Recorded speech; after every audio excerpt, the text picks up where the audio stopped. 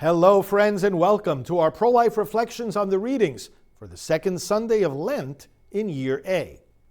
St. Paul writes to Timothy in today's second reading, Jesus Christ destroyed death and brought life. That's the core of the gospel, and that's the subject of the conversation that Jesus has with Moses and Elijah during the Transfiguration.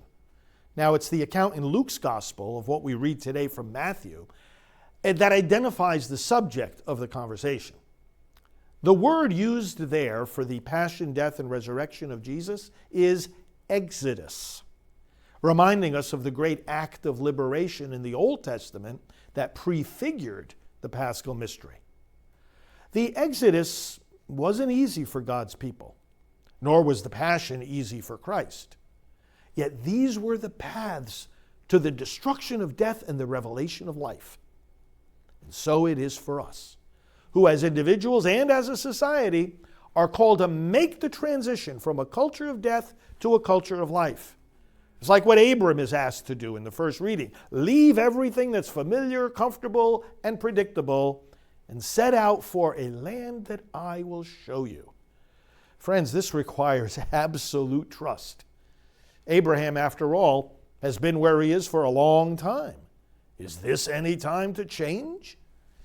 Well, when we talk about ending abortion in our society, we encounter the same kind of question. The resistance to the idea of abolishing this practice arises not so much from the conviction that abortion is acceptable as from the conviction that, well, it's too late to change things. The Supreme Court said as much when it came close to reversing Roe v. Wade back in 1992. But then it ended up concluding, in the case called Planned Parenthood versus Casey, that women have come to rely for too long on the availability of abortion.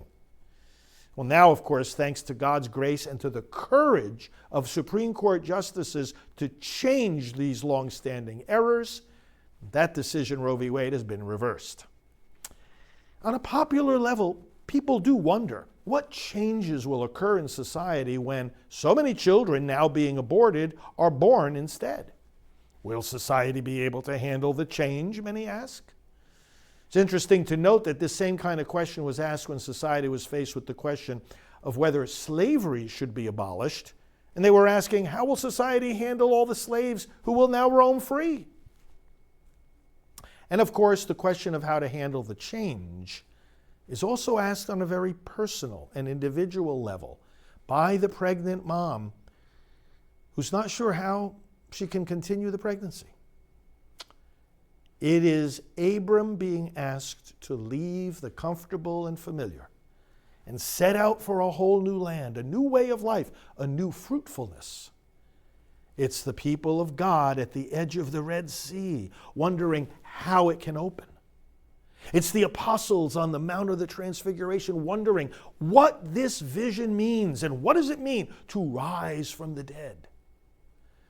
The message for God's people today is that we are to move forward into the frightening and unfamiliar changes that are required of everyone who is committed to doing what is right. Friends, to find pro-life reflections on the readings for all the Sundays of the year, go to preachingonabortion.com, and there you can also order my book, Proclaiming the Message of Life.